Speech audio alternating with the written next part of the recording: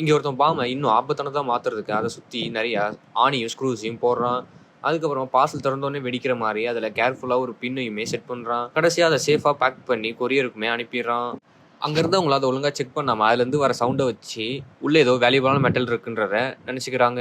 So அவங்க அத scan பண்ணிட்டு டிரான்ஸ்போர்ட்டருக்கு அனுப்பி வச்சிர்றாங்க. அதுக்கப்புறமா டெலிவரி பெர்சன் அதுல இருக்கிற அட்ரஸ்க்கு வந்து அந்த டெலிவரியுமே பண்ணிடுறாரு. அங்க இருந்த லேடியும் வேகமா அத ஓப்பன் பண்ண ட்ரை பண்றா. பார்த்தா அடுத்த நிமிஷமே பாம் ட்ரிகர் ஆகி அதே இடமே பிளாஸ்ட் ஆயிடுது. கொஞ்ச நேரத்திலேயே கழிச்சு ஸ்வாட் டீம் வந்து பார்க்கறப்போ அங்க இருந்து 10 பேர்கிட்ட இறந்து போயிடுறாங்க. ஸோ ஸ்வாட் டீம் இது வந்து ஒரு தீவிரவாத தாக்குதல்னு நெனச்சுக்கிறாங்க. அதே நேரத்துல டெலிவரி பெர்சன் சின்னதா அடிபட்டு தப்பிச்சிருப்பான். ஸோ ஸ்வாட் டீம் அவன்கிட்ட பார்சலோட ஷிப்பிங் அட்ரஸை வாங்கிட்டு வேகமா அந்த இடத்துக்கு கிளம்புறாங்க. பார்த்தா அங்க இருந்தவனுக்கு எதுவுமே தெரியாம ரொம்ப இன்னசென்ட்டா இருக்கிறான்.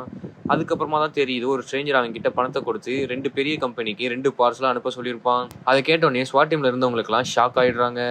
ஏன்னா அவன் சொன்னதை வச்சு பார்த்தா அந்த ஸ்ட்ரேஞ்சர் இதே மாதிரி இன்னொரு பார்சலையுமே அனுப்பியிருப்பான். ஸோ அவங்க அந்த ஸ்ட்ரேஞ்சர் யாருன்றதை விட்டுட்டு வேகமா இன்னொரு பிளாஸ்ட்டை தடுக்கிறதுக்கு கிளம்பிடுறாங்க.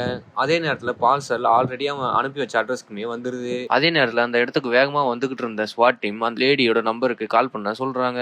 ஆனா அந்த லேடி அவன் போனை அங்கேயே இருந்த டேபிள் மேலேயே வச்சுட்டு போயிட்டு இருப்பா.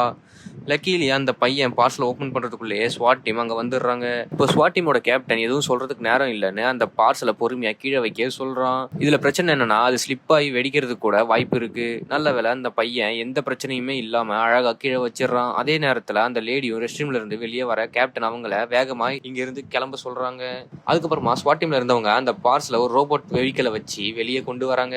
ஏன்னா அந்த பில்டிங் சிட்டிக்கு நடுவுல இருக்கிறதுனால அந்த இடத்துல வச்சு அதை டிஃப்யூஸ் பண்ண ட்ரை பண்றது நடக்காத காரியம். போட்டதுமே ஒரு ஆபீசர் வேகமா அந்த கதவை டோர் லாக் பண்ணிடுறாரு.